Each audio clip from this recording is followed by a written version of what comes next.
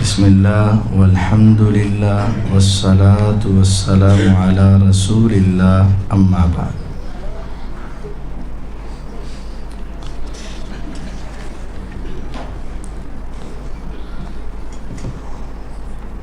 پانچویں پارے کی الحمدللہ آج قرات کی گئی۔ اس کے اندر سورۃ النساء اللہ تعالیٰ نے بیان کی ہے۔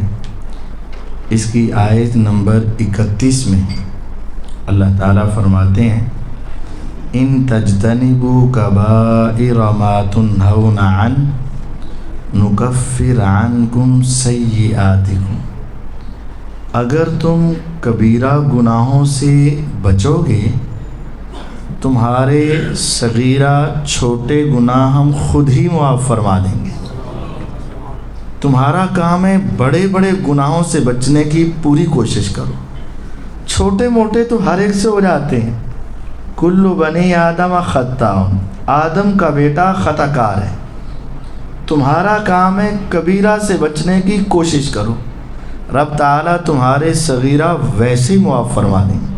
اور صرف معافی نہیں ہوگی، وَنُدْخِلْكُمْ مُدْخَلًا كَرِيمًا، ہم تمہیں بڑی عزت کے ساتھ جنت کا داخلہ بھی عطا کر دیں گے۔ آگے فرمایا آیت نمبر 34 میں الرجال قوامون علی النساء، مرد جو ہیں عورتوں پر حاکم ہیں۔ یہ قرآن کا فیصلہ ہے، اور جس گھر میں مردوں کی حکومت ہے وہ کامیاب رہتے ہیں، اور جہاں عورت کی حکومت ہے اکثر ناکامیاں ہوتی ہیں۔ میری مائیں بہنیں بیٹیاں ہیں، غصہ نہ کیجیے گا، یہ اللہ تعالیٰ کا قرآن ہے، اور آپ نے وہ حدیث سن رکھی ہوگی، جس ملک کی حکمران عورت ہو جائے وہ معاشرہ تباہ ہو جاتا ہے۔ الرجال قوامون علی النساء، مرد عورتوں پر حاکم ہے۔ کیوں بھائی؟ پہلی وجہ بما فضل اللہ بعضهم علی بعض، یہ اللہ کا فیصلہ ہے، اللہ نے مرد کو عورت پر فوقیت اور فضیلت دی۔ پہلی وجہ کیا ہے؟ اللہ نے دی ہے۔ دوسری وجہ وبما انفقوا من اموالہم، چونکہ یہ مال خرچ کرتے ہیں، اور جو خرچ کرتا ہو، جو لا کر دیتا ہو، حق یہ ہے کہ اسی کا حکم چلے۔ اگر ایک گھر میں مرد لا کر ضروریات پوری کرے تو اس کی حکمرانی ہے، اور اگر ساری کائنات کو ایک رب کھلائے تو پھر وہ اسی لائق ہے کہ اس کا حکم بھی چلے، اس کا حکم مانا جائے۔ فالصالحات قانتات حافظات للغیب بما حفظ اللہ، نیک عورتیں وہ ہیں جو اللہ کی فرما بردار اور اپنی عزت کی حفاظت کرنے والی ہیں۔ مرد نہیں بھی ہے، خاوند نہیں بھی ہے، تو اپنی عزت کی حفاظت کرنے والی یہ نیک عورتیں ہیں۔ فرمایا واللاتی تخافون نشوزہن، اگر تمہیں اپنی بیویوں سے کچھ اختلافات ہوں، کچھ مسائل ہوں، تو تمہاری ذمہ داری پہلی کیا ہے؟ فعظوہن، ان کو نصیحت کرو۔ غلطی ہے عورت کی، کمی ہے، کوتاہی ہے، نقص ہے، تو تمہارا پہلا فریضہ کیا ہے کہ تم اس کی اصلاح کرو، اسے نصیحت کرو۔ وعظ و نصیحت، یہ نصیحت کیسے کرنی ہے؟ ہمارے ہاں نصیحت کی جاتی ہے، بیوی کو کٹہرے میں کھڑا کیا جاتا ہے، باپ بھی ہے، ساس بھی ہے، سسر بھی ہے، بھائی بھی ہے، دیور بھی ہے، جیٹ بھی ہے، نند بھی ہے، جٹانیاں بھی ہیں اور دورانیاں بھی ہیں، اور ان سب کے اندر بٹھا کر اس سے ہر ایک چیز کا سوال اور اس کی عزت کو خراب کیا جاتا ہے، اور پھر کہا جاتا ہے انہوں 50 باری سمجھایا، انہوں سمجھ نہیں آتی۔ ارے یہ سمجھانے کا طریقہ نہیں ہے۔ وعظ و نصیحت کا مطلب یہ ہے کہ آپ کسی کے سامنے کچھ نہ کہیں، جس طرح تیری عزت ہے، تیرا احترام ہے، جس طرح تیرا وقار ہے، اگر سب کے سامنے تجھے اس طرح ذلیل کیا جائے تم بھی کسی بات کو ماننے کے لیے تیار نہیں ہوگے۔ پہلا حق یہ ہے کہ اگر عورت کی طرف سے، بیوی کی طرف سے کوئی پریشانی ہے اسے نصیحت کریں۔ نصیحت ماں باپ کے سامنے نہیں، بھائیوں کے سامنے نہیں، بہنوں کے سامنے نہیں، والدین کے سامنے نہیں، الگ کمرے میں آپ اسے نصیحت کریں۔ یقین جانیے ہر عورت ماننے کے لیے تیار ہوتی ہے جب اسے تھوڑی سی عزت دے کر سمجھایا جائے، اور اگر اس کی عزت کو پہلے ہی پامال کیا جائے اور پھر اس کو سمجھانے کی کوشش کی جائے تو آخر اس کے اندر بھی دل ہے اور اس کے اندر بھی کچھ احساسات ہیں۔ رسول اللہ صلی اللہ علیہ وسلم سے بڑھ کر دانا اور حکیم کون ہوگا؟ آپ گھر میں ہیں، ایک دوسری بیوی سوکن، اس نے اچھا کھانا بنایا، فریزر اس وقت تھے نہیں کہ سنبھال لیتی، 9 دن کے بعد باری آئے گی تو کھلا دوں گی، اچھا سالن بنایا، کہا پتہ نہیں حضور کب آئیں، اس وقت تک ہمارے پاس رہے نہ رہے، خادمہ کو بلایا، اس کو تھمایا، اس کو پکڑایا، اس نے برتن لیا، تلاش کیا، حضور کو پتہ چلا امی عائشہ رضی اللہ عنہا کے گھر میں، وہ چلی گئی خادمہ وہاں، حضور یہ آپ کے لیے کھانا آیا۔ اماں جان اندر تھی باورچی خانے میں، سمجھے، باہر آئیں، باری میری اور نمبر اس کے، باہر آئیں، زور سے ہاتھ مارا، سالن نیچے، پلیٹ ٹوٹ گئی۔ رسول اللہ صلی اللہ علیہ وسلم نے اپنے ہاتھوں سے اسے پکڑا، اس کو جوڑا اور وہ اپنے پاس رکھی، اندر سے پلیٹ پکڑی، اس کو دے دی اور صرف اس کو یہ کہا تمہاری امی کو غصہ آ گیا۔ اللہ کی قسم خادمہ کے سامنے بھی حضور نے اپنی بیوی کو اف تک نہیں کہا۔ آپ کہنا چاہتے تو بہت کچھ کہہ سکتے تھے، لیکن آپ نے خادمہ کے سامنے، ایک خادمہ عورت کے سامنے بھی اپنی بیوی کو نہیں جھڑکا۔ تم بھی نصیحت کرو، اچھے انداز میں کرو، فائزوہن، نصیحت کرو۔ اگر نصیحت نہیں مانتی، ہو سکتا ہے 100 میں ایک ایسی ہو جسے نصیحت فائدہ نہیں دیتی۔ دوسرا سٹیپ کیا ہے؟ وَاهْجُرُوهُنَّ فِي الْمَضَاجِعِ، اپنا بستر اس سے الگ کر لو، رہو اسی گھر میں، ٹھہرو اسی کمرے میں، لیکن اپنا بستر اس سے الگ کر لو، اور اس بستر الگ کرنے کی بھی تشہیر پورے گھر میں کرنے کی ضرورت نہیں ہے۔ ہاں، بیوی کو احساس دلاؤ کہ جب تک تیری زبان نہیں بند ہوگی، جب تک تیرے یہ معاملات ٹھیک نہیں ہوں گے، میں تیرے پاس نہیں آؤں گا۔ یہ دوسرا سٹیپ ہے۔ اگر ایسے بھی اسے سمجھ نہ آئے، تیسرا سٹیپ کیا ہے؟ وَاضْرِبُوهُنَّ، پھر تم کچھ اسے ضرب لگا سکتے ہو، کچھ مار سکتے ہو، لیکن مارنے کا مطلب یہ نہیں ہے ہڈی توڑ دو، پسلی توڑ دو، خون نکال دو، سر پھاڑ دو، نہیں نہیں۔ لا یجلد احدکم امرأتہ جلد العبد، خبردار تم میں سے کوئی شخص اپنی بیوی کو اس طرح نہ مارے جیسے اپنے غلاموں کو مارتے ہو۔ یہ حدیث ہے رسول اللہ صلی اللہ علیہ وسلم کی۔ وَاضْرِبُوهُنَّ ضَرْبًا غَيْرَ مُبَرَّحٍ، ہاں ہلکی سی چپیٹ لگا لو جس کے ساتھ نشان نہ پڑے، اتنا ضرب جس کے ساتھ سر سوج نہ جائے، ہڈیاں ٹوٹ نہ جائیں، خون نکل نہ آئے، اس طرح کی ضرب۔ اور یہ ضرب کے ساتھ اگر، کیونکہ پہلے 2 سٹیپ ہو چکے، واعظ و نصیحت ہو چکی، بستر الگ ہو چکا، اگر نہیں ہے تو معاملہ ٹوٹنے کی طرف جا رہا تھا، شاید کہ تیرے 1-2 تھپڑ کی وجہ سے معاملہ سدھر جائے تو یہ اس بڑی خرابی سے بہتر ہے۔ ایک بچہ ہے، ایک یہ ہے کہ اس نے غلطی کیا مدرسے سے نکال دیں، اور ایک یہ ہے کہ اسے 1-2 چپیٹ لگا کر اگر وہ سدھر جاتا ہے تو پڑھا دیں۔ اس کا یہ پڑھنا بہتر ہے کہ مدرسے سے فارغ بہتر ہے؟ پڑھنا بہتر ہے۔ اسی طرح خاندان کے ٹوٹنے کے مقابلے میں ہلکی سی ضرب سے اگر حالات درست ہو سکتے ہیں تو یہ بہتر ہے، لیکن ایسا مارنے کی اجازت نہیں ہے کہ تم اس کی ہڈی پسلی توڑ دو کو قرآن سے لکھا سی مارو، نہیں، قرآن میں مارنے کا مفہوم سمجھنا ہے۔ وَاضْرِبُوهُنَّ، مار سکتے ہو، لیکن یاد رکھو فَإِنْ أَطَعْنَكُمْ فَلَا تَبْغُوا عَلَيْهِنَّ سَبِيلًا، اگر وہ تمہاری تابع دار ہو، خبردار پھر تم نے اس کے لیے کوئی بہانے تلاش نہیں کرنے۔ آٹا گوندی ہلدی کیوں بھئی، اس نے تو ہلنا ہے، بہانے تلاش نہیں کرنے۔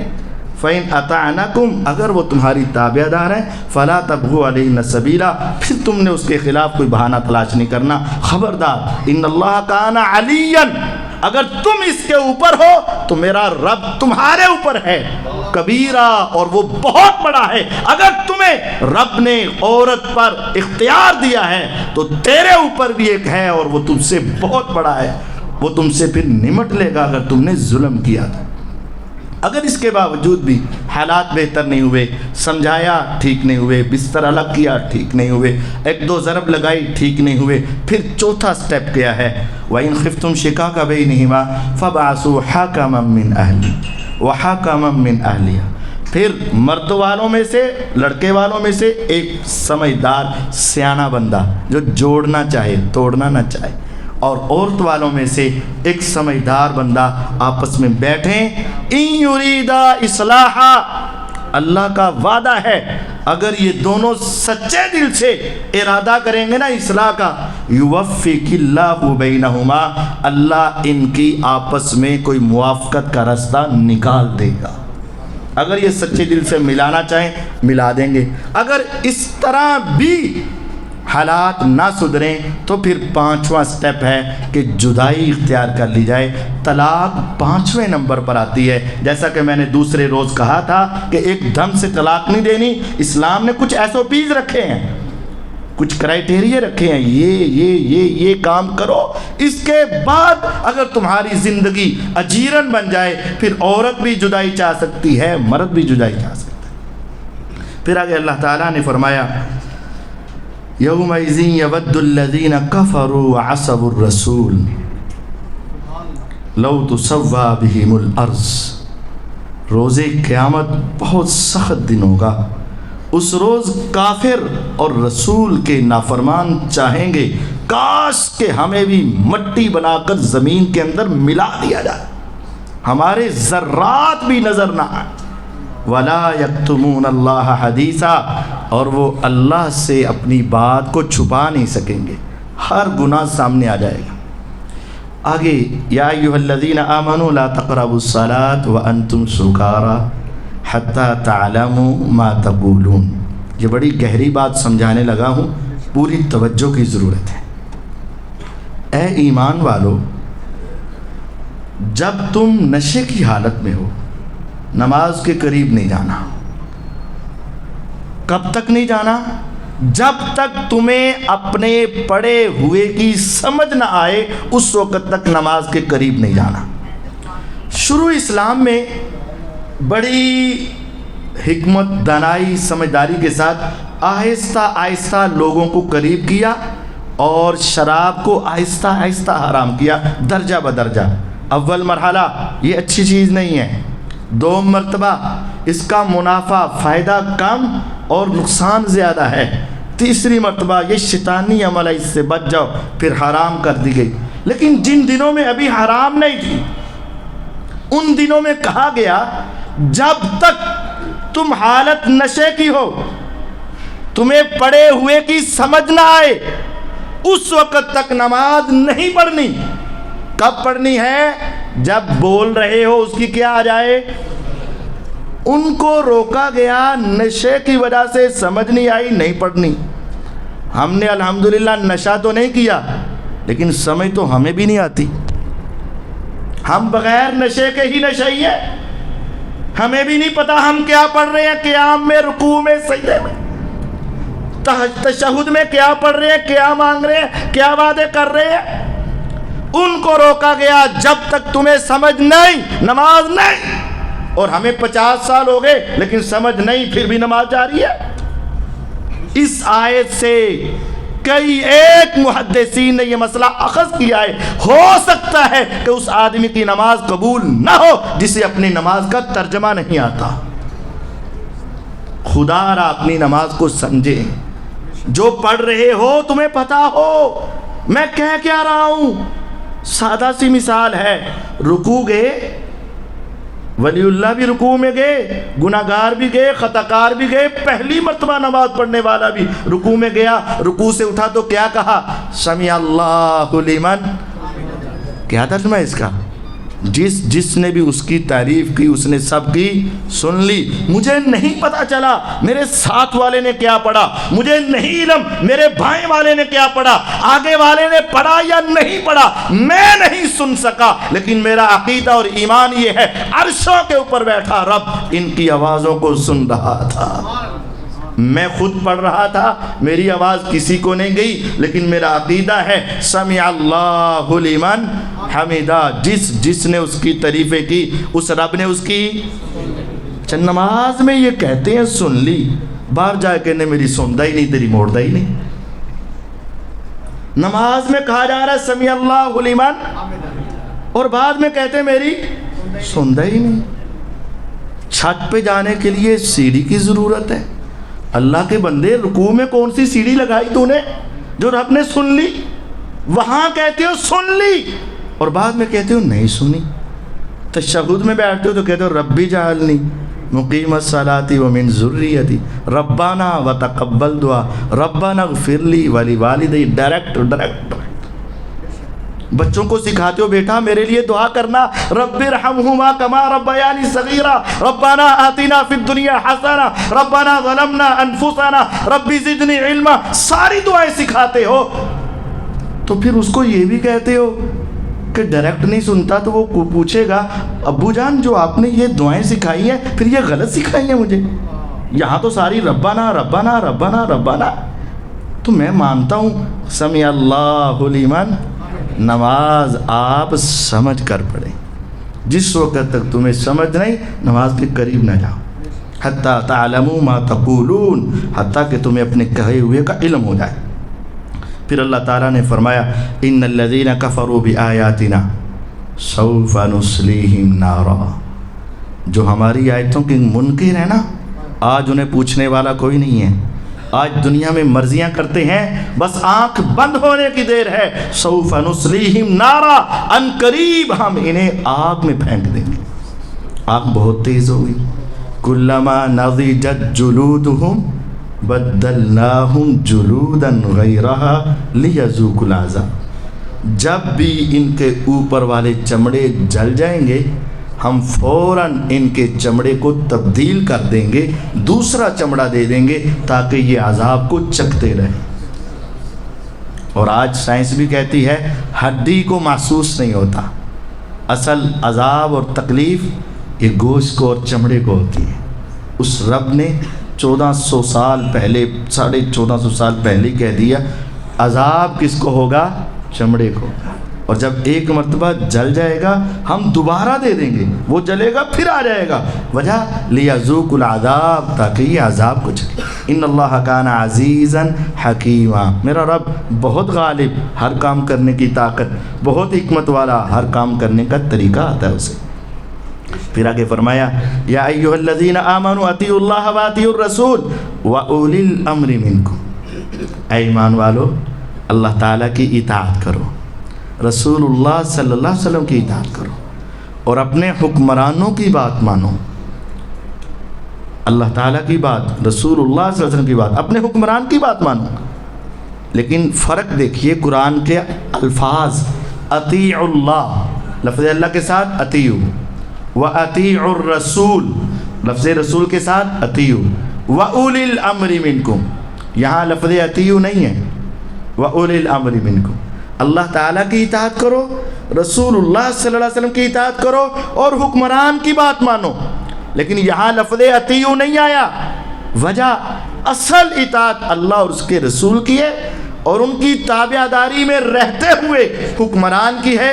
اگر حکمران ان سے نکل جائے تو پھر کیا ہے, فَإِن تَنَازَعْتُمْ فِي شَيْءٍ, اگر کسی مسئلے میں تمہارا اختلاف ہو گیا, تنازع بڑھ گیا, ایک عالم صاحب یہ کہہ رہے ہیں, دوسرے مفتی صاحب یہ کہہ رہے ہیں, ایک مولوی صاحب یہ کہہ رہے ہیں, دوسرے عالم صاحب یہ کہہ رہے ہیں, فَإِن تَنَازَعْتُمْ فِي شَيْءٍ, کسی مسئلے میں تمہارا تنازع ہو گیا, اب اس کا حل کیا ہے, فَرُدُّوهُ إِلَى اللَّهِ وَالرَّسُولِ, پھر اس کو لے جاؤ اللہ اور اس کے رسول صلی اللہ علیہ وسلم کی طرف.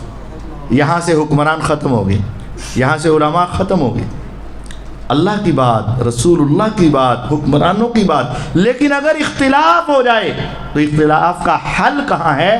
اللہ اور اس کے رسول صلی اللہ علیہ وسلم، تیسری کوئی اتھارٹی نہیں ہے۔ لیکن آگے اللہ تعالیٰ نے فرمایا ان کنتم تؤمنون باللہ والیوم الآخر، اگر تمہیں اللہ پر ایمان، آخرت پہ یقین ہے تبھی تو تم یہ کرو گے، اور اگر تم نے ایسا کر لیا ذالک خیر، یہ بہت بہتر ہے، وَأَحْسَنُ تَأْوِيلًا، اور اس کا انجام بھی بہت اچھا ہوگا۔ پھر آگے اللہ رب العزت فرماتے ہیں وَمَا لَكُمْ لَا تُقَاتِلُونَ فِي سَبِيلِ اللَّهِ، ارے تمہیں کیا ہو گیا، تم اللہ کے راستے میں جہاد ہی نہیں کرتے؟ وَالْمُسْتَضْعَفِينَ مِنَ الْوِلْدَانِ، فلسطین کے کمزور بچے، من الرجال کمزور مرد، والنساء کمزور عورتیں، والولدان کمزور بچے، وہ کہہ رہے ہیں ربنا اخرجنا من هذه القرية الظالم اهلها، مولا ہمیں اس بستی سے نکال دے، یہاں کے رہنے والے بڑے ظالم ہیں، وَاجْعَلْ لَنَا مِن لَّدُنْكَ وَلِيًّا وَاجْعَلْ لَنَا مِن لَّدُنْكَ نَصِيرًا، اللہ اپنی جناب کی طرف سے ہمارے کوئی دوستی بنا دے، ہمارے کوئی مددگار بنا دے۔ فرمایا الذین آمنوا یقاتلون فی سبیل اللہ، اہل ایمان اللہ کے راستے میں اسلام کو غالب کرنے کے لیے جہاد کرتے، والذین کفروا یقاتلون فی سبیل الطاغوت، اور جو کافر ہیں یہ شیطان کے راستے میں لڑائی کرتے ہیں، فقاتلوا اولیاء الشیطان، شیطان کے دوستوں کے ساتھ تم لڑائی کرتے رہا کرو۔ پھر اللہ رب العزت نے اس کے آخر میں جا کر فرمایا ان اللہ لا یغفر ان یشرک بہ ویغفر ما دون ذلک لمن یشاء، میرا اللہ شرک معاف نہیں کرے گا، اس سے کم جتنے بھی گناہ ہوں گے میرا رب جسے چاہے گا بغیر سزا کے معاف کر دے گا، جسے چاہے گا سزا دے کر معاف کر دے گا، لیکن شرک کبھی معاف نہیں ہوگا۔ شرک نہ سزا کے ساتھ نہ بغیر سزا کے، شرک معاف نہیں ہے، شرک کی سزا ختم ہی نہیں ہوگی۔ شرک کے علاوہ کروڑ گناہ بھی ہوں، میرے رب کی رحمت آئے تو بغیر عذاب کے معاف کر دے، میرا رب غصے میں آئے تو سزا دے کر معاف کر دے گا، بالآخر معافی لازم ہے، لیکن شرک رب تعالی معاف نہیں کریں گے۔ وَمَن يُشْرِكْ بِاللَّهِ، جو اللہ کے ساتھ شرک کرے گا فقط ضل ضلالا بعیدا، بہت دور کا وہ گمراہ ہو گیا۔ پھر آخر میں اللہ تعالیٰ نے منافقین کا تذکرہ کیا تو فرمایا ان المنافقین یخادعون اللہ وهو خادعهم، منافق سمجھتے ہیں ہم اللہ کو دھوکہ دے رہے ہیں، اتو مسلمان اندروں اندر کافر، وہ مسلمانوں کو پتہ ہی نہیں چلیا۔ فرمایا اللہ کو یہ دھوکہ نہیں دے سکتے، یہ تو اپنے آپ کو دھوکہ دیتے ہیں۔ ان کی نشانی کیا ہے منافقوں کی؟ وَإِذَا قَامُوا إِلَى الصَّلَاةِ قَامُوا كُسَالَىٰ، جب یہ نماز کے لیے کھڑے ہوتے ہیں نا تو ان کی جان نکلی ہوتی ہے، بڑے سست ہو کر کھڑے ہوتے ہیں۔ یُرَاؤُونَ النَّاسَ، پڑھتے کیوں ہیں؟ بس دکھاوے کے لیے۔ وَلَا يَذْكُرُونَ اللَّهَ إِلَّا قَلِيلًا، اللہ کو بہت کم یاد کرتے ہیں۔ مُذَبْذَبِينَ بَيْنَ ذَلِكَ، یہ تو درمیان میں ہے، لا الہ ہاؤلا، نہ پکے مومن، ولا الہ ہاؤلا، نہ پکے کافر، درمیان میں رہتے ہیں۔ ایسے منافق ان المنافقین فی الدرک الاسفل من النار، یہ منافق جہنم نہیں، جہنم کے سب سے نچلے گڑھے میں ہوں گے۔